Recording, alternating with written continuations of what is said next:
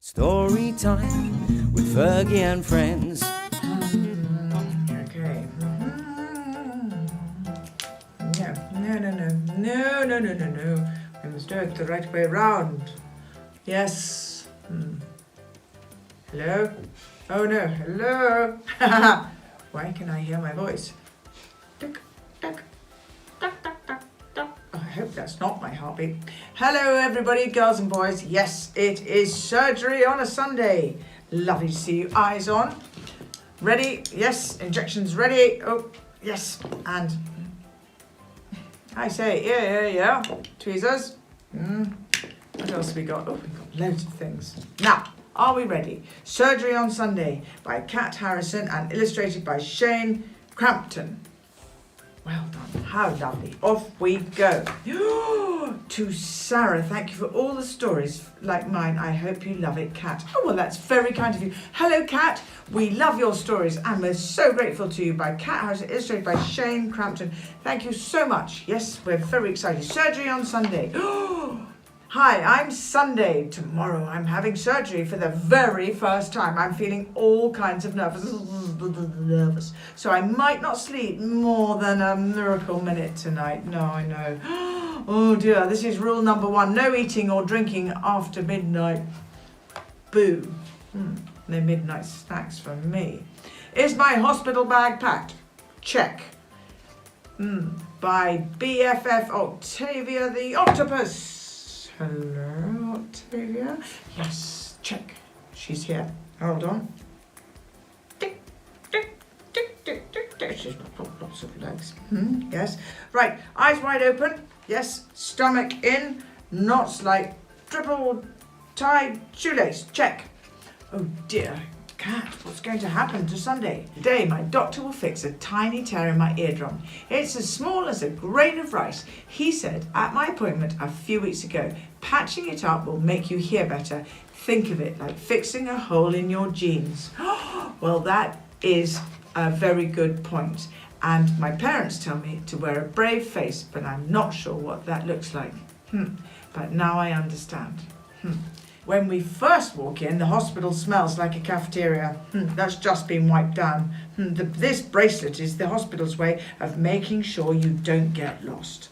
Next, a nurse wakes me, changes me into a worn-down gown and grey, grippy socks. Oh, do they itch? Not even the grown-ups get to wear real clothes in the operating room, she says. Rule number 2, the hospital gown may not have a back, but you get to keep the socks. Great. Now it's time to start my IV. This is where we put the medicine that helps you sleep. The medicine will go into your hand, into your body, through a tiny tube in your hand. Oh, gulp. The needle looks scary, but my dad throws me a thumbs up and I take a big deep breath. Can you make a fist for me? The nurse asks. I tuck my fingers in and then stretch them out. Tuck and stretch. She tic-taps my hand like a drum. I picture my veins popping out like fire-breathing dragons. Yes, how very clever. I can't find a good one, the nurse says. I scrunch my eyes and hold my breath and wonder what makes a vein. Yes, looks like loads of octopuses that make a vein. She runs my arm under warm water and wraps me in a hot towel to help my veins come out of hiding. I feel like a mummy and my stomach does a big cannonball. Rule number 3, a pep talk goes a long way. You can do it, little guys. The nurse slips the needle under my skin and with a quick pinch and a little poke, it's not so bad. There's only a little bit of blood and I feel so brave. The doctor visits my bed on wheels before surgery. He makes a purple X on my right ear with a marker. I don't want to forget which side of you we're healing. Good point, Doctor. Whenever I'm anxious, my mum tells me to dream of faraway places, like the tippy tops of giant jungle trees and the rocky bottoms of blue-green oceans. Today I imagine dry dunes of desert sand. Yes, because then we can make a sandcastle. Another nurse arrives to push my bed into surgery. I love you, Mum. I love you, Dad. We all high five as my bed gets rolled down the hallway. We'll see you when you wake up, Sonny, says Dad. We'll be in the waiting room the entire time, says Mum. Welcome to the operating room, Miss Sunday, a nurse says. Everything is white and bright, and I hear machines going beep, beep, beep, beep, in different tones. My stomach feels like a butterfly garden. Will it be over soon? Sunday, can you count down from 10 for me? Asked the anesthesiologist. That's the person who helps you fall asleep for surgery. 10, 9, zzz, and I'm out like a light. When I wake up, all I see are blurry faces. Would you like ice chips or juice? Asked the nurse. I choose ice chips because I like the cold against my tongue. I don't feel like myself today. I only spend one night recovering in the hospital, but it's tricky to sleep, all squished and squashed in the bed like a roly-poly. I watch a movie to make the time tick by. Rule number 4, bring something to keep you busy. Dad's having a little kick here, don't you think? The day after surgery, I get to go home. I feel like someone filled my body with wet sand. Even my eyelids feel heavy. And neighbours cook homemade spaghetti, and friends bring posters with funny jokes and doodles of sky-high ice cream Sundays to cheer me up. At my next appointment, the doctor says the hole in my eardrum has healed. Yippee! And in a couple of weeks, I start to feel like myself again. I can even hear the rumble, rumble, tumble of trains and the chit-chat of cicadas. Rule number 5, you'll get through this. Now, I know what it looks like to be brave, but brave looks a little bit like me.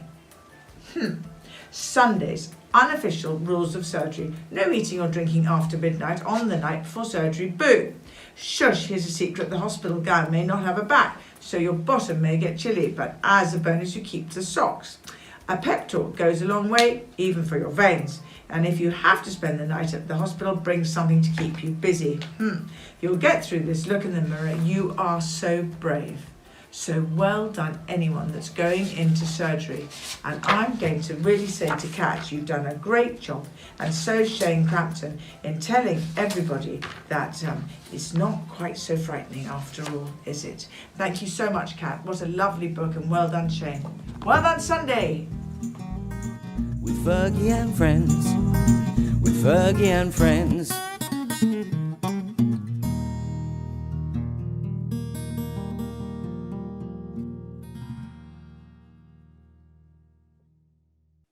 Welcome back to the 2020 Virtual Authors Fair. It's the second annual, hosted by Rochester Writers and the Rochester Hills Public Library.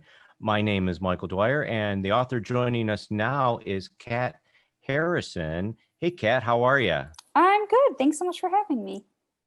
It's a pleasure to have you here, and what a fun video. The Duchess of York reading your book, and that's Sarah Ferguson over there in England. Yes. How did she come to have your book and want to share it?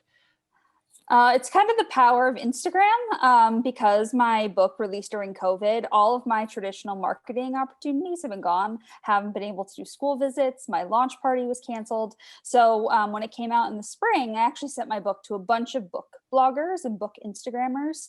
And one of them lives in Australia and has quite a big account. And the Duchess's office contacted her, said, "Can you recommend 3 books?" And mine was one of them. Well, that's fantastic. And it's your first and only book so far? Correct, yes. And it parallels some of your own experiences as a young woman. So the name of the book is Surgery on Sunday, Sunday being the character. You've had 14 surgeries, is that correct? That's correct, yes. Do you want to tell us anything about that? Sure. So a lot of my life is taken up by my health. I have several chronic illnesses and I'm also disabled. Growing up, I had a lot of different ear surgeries, which was kind of the inspiration for Sunday. But a lot of what I do now in my professional life and in my personal life is advocate for illness and try and normalize that conversation. So her story is very much my story, though, of course, it's a tale of fiction as well.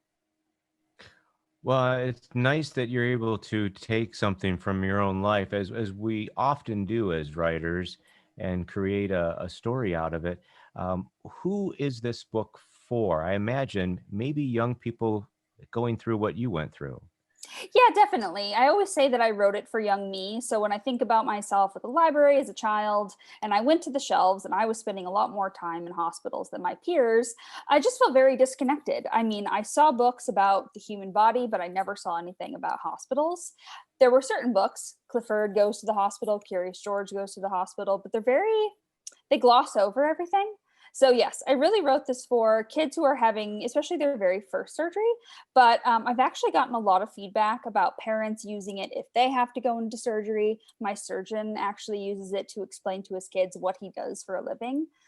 So I've heard there be a variety of other uses for it, especially in a time when health is on the tip of everyone's tongue. So that's been kind of exciting for me.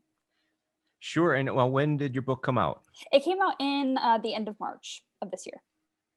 Okay, so it hit when the pandemic hit, really. It sure did. Yeah, my launch party was supposed to be 2 weeks into April. So it all happened, and what's funny is that I couldn't get most local media to even cover the book because everyone was so in tune with writing about COVID, and even now it's still been kind of difficult. So the Duchess of York thing is kind of funny to me.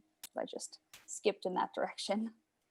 Yeah, that's an exciting way to go about it. And, clearly the way that we're presenting our authors fair this year virtually, we've all learned to adapt and try new things. So that's opened up some doors for you while other doors had closed. Have you found some other unique marketing ways to let people know about your book being released? Yeah, that's a great question. So I actually work for The Mighty, which is a digital health community for people living with chronic illness and mental illness and disability. And so I've done a lot with them. I've been able to write a newsletter and I did a live storytelling online through our Facebook. But really, Instagram has really been where I've done the majority of my marketing. There are a ton of bloggers out there who are writing about picture books. And what's really great is that they show such great pictures. They typically put props around it. So they create better pictures than I probably could have. So that's been unique, but I've never actually read the book in public, which is kind of hard to think considering it came out 8 months ago. Well, when you have someone like the Duchess of York reading it for you, I guess that's pretty good endorsement. It is. But I'm sure when things come back to a more normal state where we're doing in-person events, so there'll be a chance for you to read in public. So we've mentioned some of the tools that have kind of presented themselves during this pandemic. How do you feel the book is doing, and is it doing as well as it should, or is it doing better right now? That's a hard question to answer. So if you would have asked me that 4 months ago, I probably would have said it was definitely doing worse than we expected. But now I would say it's actually in a way surpassing my expectations. Typically you hear about debut books coming out and that's when all the fire and all the media happens. And then it kind of disappears into the background. But what's really worked in my favor is that now, even though schools are virtual and back in session and libraries are also starting to kind of have a little bit more in-person foot traffic, they're actually starting to order the book now. No one cared about that at the end of last year. I think something that's also been difficult for me is just the reality that hospitals and doctors' offices are not looking to bring in kind of any outside materials that are not essential. So that was really a place where I hoped my book would be, but it's an evergreen topic. It's not about COVID, it's just about a surgery, which will pretty much always be around. So I have faith that next year, hopefully, I'll be able to see it start kind of appearing in hospital gift shops and that. But some really cool things have come out of it, so I can't be too mad. Yeah, I think it's a wonderful opportunity, and we should be able to get some perks out of the 2020 year. But yeah, going into next year, I think you'll be able to return to a lot of the traditional ways of marketing a book. Speaking about the future, do we have another book on the horizon? Great question. So yes, I have several in the works, none that officially will be published yet, but I have a couple out with editors and agents. I pretty much write about health, mental health. So the next one that I'm hoping comes into the universe is one about migraines. I've actually had a migraine every day for 17 years. So that's also a very large part of my health story that you just don't see kids or picture books about that at all. And migraine is actually one of the most common conditions out there, but there's nothing on it for kids. So hoping to kind of break that wall down. That's tough, and congratulations for living your life with chronic illness. Thanks. I know I get frustrated. I'm sure you do too. And you hear someone casually said, "Oh, I've got a migraine. I've got to go home." It's probably not what you experience. It's not. There's so much more disabling than I think people realize. It is considered an actual disability. I mean, I have sometimes 4 or 5 days in a row where I can't even get out of bed. Actually, 4 years ago, I had to stop working full time completely. And I really never truly think I'll be able to work full time in an office, which right now, no one's working full time in an office, really. But I just don't think I can do it. My body really just shuts down. But because I can work from home and I have found a job that's very flexible, I'm able to do a lot more things than I ever could have imagined. But yes, there's a lot of frustrations with the general public in terms of how they talk about migraine, which is again just something I think the more we talk about things, the more they become normalized. And I found that a lot of people just say things because they just don't know better. So I kind of usually Right. take that as Yeah, my opportunity. I forgive them in that sense, but does it become easier on you every year that you live with chronic illness, or what becomes easier, and then what new challenges might present themselves? That's a really amazing question. People don't believe me, but it does get easier to live in constant pain. I actually don't know what it's like to not live with chronic pain. I mean, 17 years is a very, very long time to wake up every day and be in pain. So that I've kind of normalized, and I don't get so upset or agitated when my pain really spikes. I think what's really difficult for me is constantly accepting my new normal. Even now, I have days where like even just going grocery shopping wipes me out for an entire week. And I think having to learn my limits over and over again, it kind of is like you grieve yourself. And I very much remember what I was like before 17 years ago, and I was able to do so much more stuff and travel. And that's just not possible for me right now, or maybe not even anymore. I just don't know. So that's very difficult, but you do get used to it, and you kind of figure out like what joy looks for you and what happiness looks like for you. And that's really where writing plays a huge part in my life as an outlet. No, the books that you have that you're working on coming out, are they going to be focused around some health issues as well? Are they going to be different, a little bit of everything? So the migraine one is definitely specific to migraine, but I'm working on a few other ones more about emotions.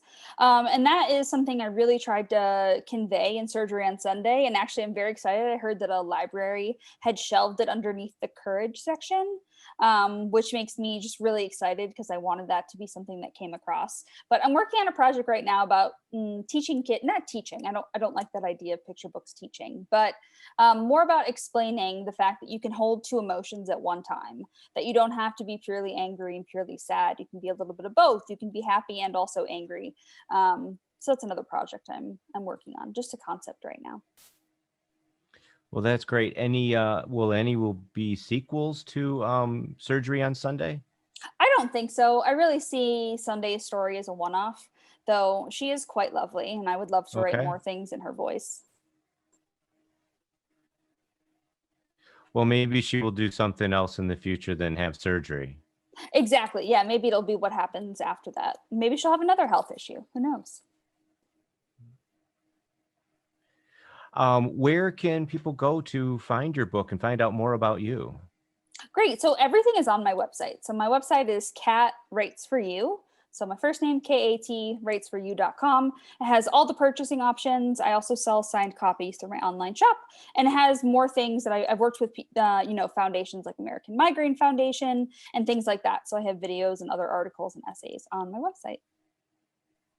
And how would you like to leave it with the audience? I think you have a unique story, and it's amazing to me how positive and vibrant you are by telling us about the chronic issues you've had.